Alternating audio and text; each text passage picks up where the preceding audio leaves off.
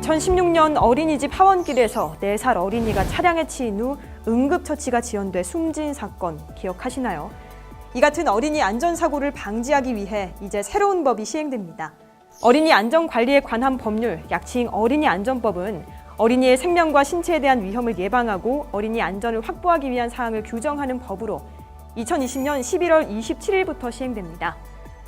이제 국가와 지자체에 어린이 안전 종합계획을 수립하고 시행하는 적극적인 정책 추진 의무가 생겼고 어린이 이용시설 관리 주체에 응급조치와 안전교육에 대한 의무가 생겼는데요. 어린이 안전법으로 인해 어린이가 사고에 노출될 위험을 줄이고 건강한 삶을 누릴 수 있는 환경을 조성하는 데 한 발짝 더 다가섰습니다.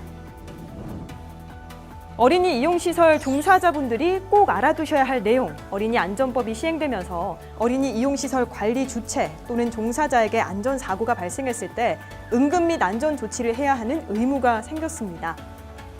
이런 의무를 갖게 되는 어린이 이용시설에는 어린이집, 유치원, 초등학교, 특수학교, 학원, 아동복지시설 등 어린이 전용 시설뿐 아니라 체육시설과 공연장, 미술관 등 어린이가 자주 이용하는 일반 시설까지 22개 유형의 시설이 포함되어 있는데요.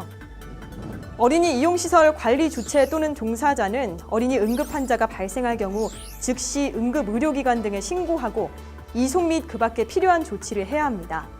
또 어린이 이용시설 관리 주체는 응급조치 수칙을 자체적으로 수립해서 해당 시설의 종사자가 숙지하도록 해야 합니다. 심장과 폐의 활동이 갑자기 멈추었을 때 실시하는 심폐소생술은 대표적인 응급처치법이죠. 기도가 이물질로 인해 막힐 경우 이물질을 빼내는 하임리히법도 있습니다.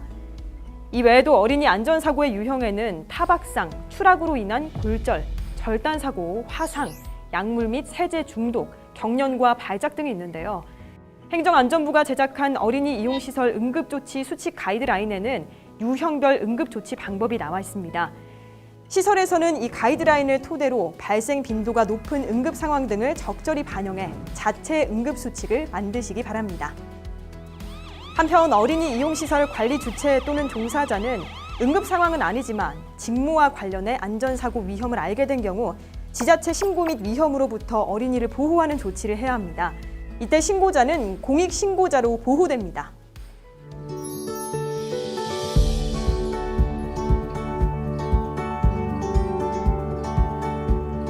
어린이 안전법이 시행되면서 어린이 이용시설 관리 주체는 종사자에게 어린이 안전교육을 실시해야 하는 의무도 생겼습니다. 안전교육은 왜 중요할까요? 최근 응급처치 교육을 꾸준히 받았던 승무원이 기내에서 호흡 곤란에 빠진 어린이를 하임리히법으로 구하고 평소 소방관으로부터 심폐소생술 교육을 받았던 어린이집 교사가 심정지로 쓰러진 소중한 생명을 지킬 수 있었던 사례를 보면 안전교육이 얼마나 중요한지 다시 한번 되새기게 됩니다. 그렇다면 안전교육은 어떻게 실시해야 할까요? 안전교육은 지정받은 교육기관에서 받을 수 있는데요. 어린이 이용시설 관리 주체는 안전교육 대상자가 교육 대상이 된 날로부터 3개월 이내 최초 교육을 받도록 해야 합니다. 안전교육은 매년 4시간이며 교육 내용에는 응급상황 행동 요령, 주요 내외과적 응급처치 이론, 소아 심폐소생술을 포함한 응급처치 실습 교육 등이 포함돼야 합니다. 교육 비용은 기본적으로 자부담이지만 영세 어린이 이용시설 등에 대해서는 부담 경감 및 안전교육 조기 정착을 위해 국가에서 교육비 지원 사업을 실시할 예정입니다.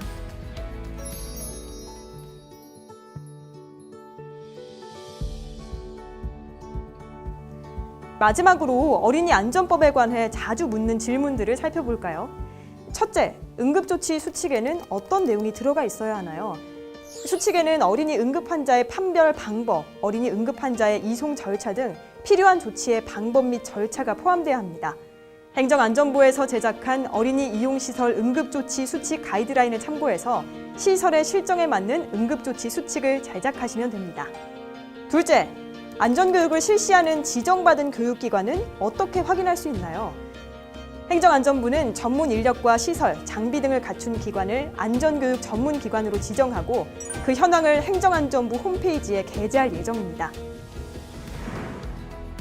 11월 27일부터 시행하는 어린이 안전법, 안전교육 의무화로 아이들의 소중한 생명을 지킵니다. 어린이 안전법이 정착될 수 있도록 어린이 이용시설 종사자분들의 적극적인 참여와 국민 여러분의 관심을 부탁드립니다.